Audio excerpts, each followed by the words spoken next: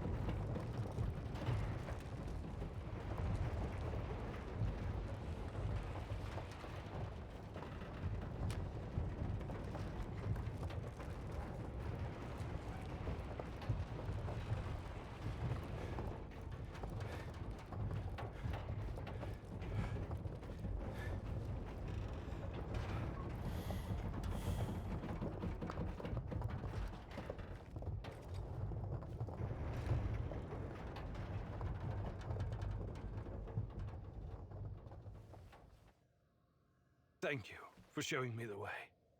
I won't waste this, I promise. Goodbye.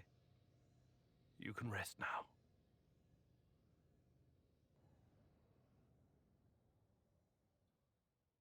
The protagonist never explained to his comrades exactly what happened at the power plant, but he came out changed.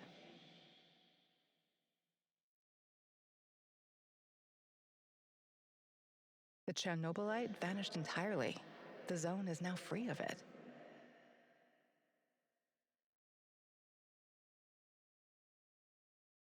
Igor stalkers drove off the remaining NAR troops and even convinced a few of them to join the cause.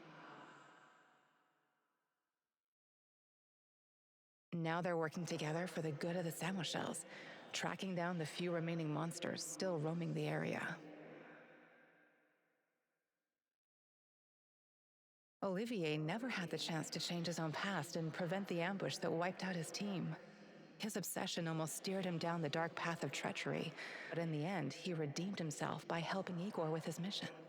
Even though it cost him his life, because he had been a part of something bigger than himself, he was at peace in his final moments. In spite of his flaws, Olivier will always be remembered in the zone for his courage and grit. For this haunted place will always be a monument to broken heroes with a twisted past.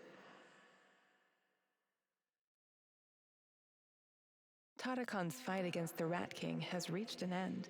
Having barely survived the zone, he realized his time was up. Now, someone else must carry the torch and defeat the evil lurking in the power plant. But Tarakan wasn't worried.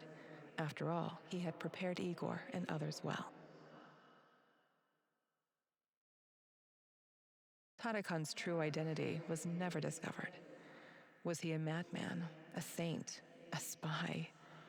Perhaps he was all of these, or perhaps none of them. But one thing is certain. The old man was a true child of Pripyat. His restless soul will forever wander its marshes and woods. When all was said and done, Olga's thoughts went to her mother and the Samoshels.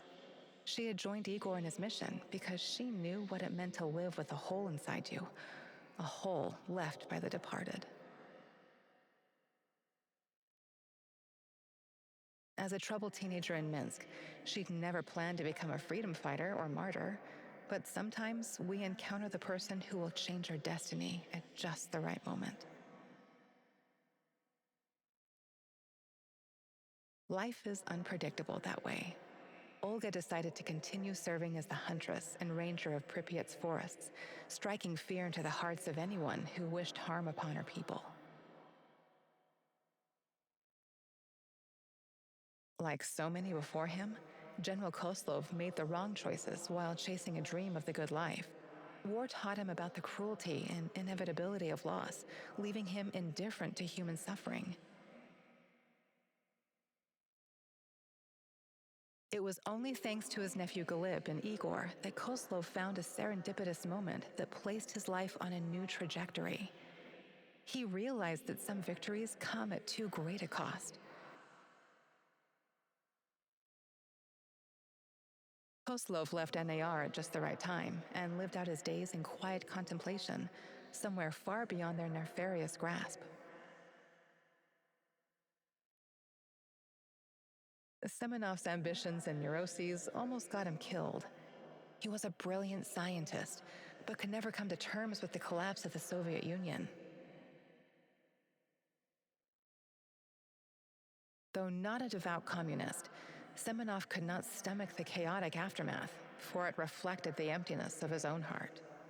And so he chased his green Chernobylite dream, hoping his experiments would usher in a new world order. In reality, what he sought was to fill the gaping void in his own soul. Meeting his former student Igor saved Semenov's life, although he could never have predicted it. Confronted with mortal danger, he realized he could no longer allow his demons to determine his fate. He left the zone, hoping there was still time for him to find peace. Without Semenov's brilliance, NAR eventually dissolved, most of its mercenaries wiped out by either the Shadows or the Samoshils. Faced with staggering losses, the shareholders halted all funding. All that remains of NAR in the zone are the empty barracks and derelict labs, stark reminders of a misguided ambition based on human misery.